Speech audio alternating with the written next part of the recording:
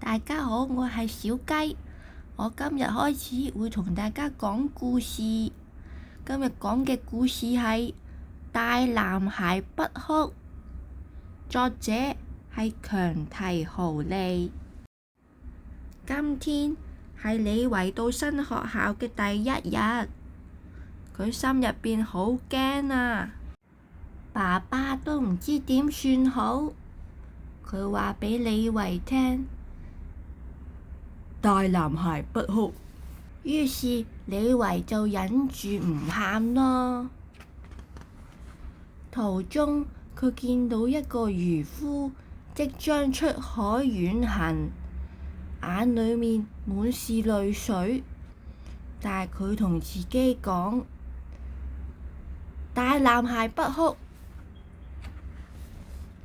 跟住佢睇到一個豎琴演奏師沉浸喺樂音同回憶裏邊，仲有幾個熱情嘅詩人都朗讀緊佢哋嘅作品。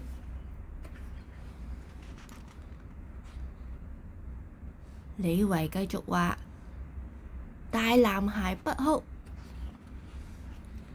李維見到爺爺嫲嫲、新手父母、有錢人同埋冇咁有錢嘅人，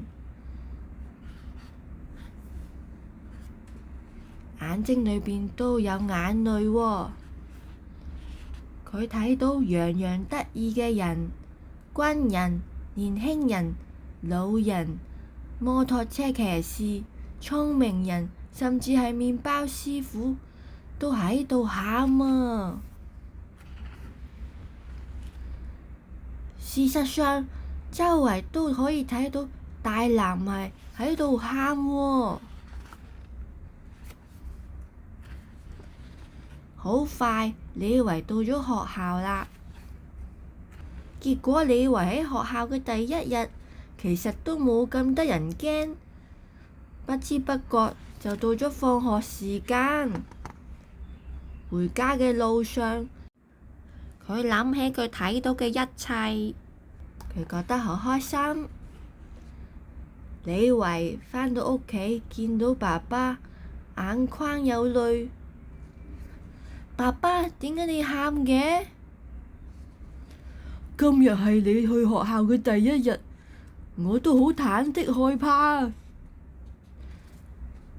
爸爸，大男孩都會喊㗎。係啊，而且係冇關係㗎。咁多位小朋友，大家都係男仔，有冇試過有人同你講男仔嚟㗎，唔好喊啦？我就覺得男仔一樣可以喊，喊咗都冇所謂。我仍然係一個勇敢嘅人。你又覺得點啊？歡迎留言話俾我聽，多謝。